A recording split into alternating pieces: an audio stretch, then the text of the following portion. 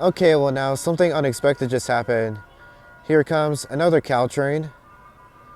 I think that's supposed to be 2:49, so I'm guessing that the train came like 1 hour early.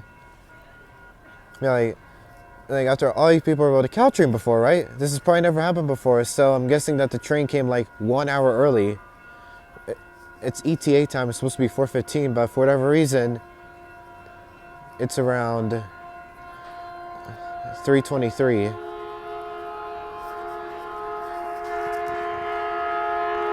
So, okay.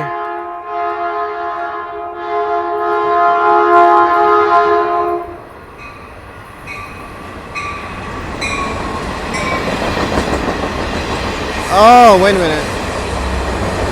909.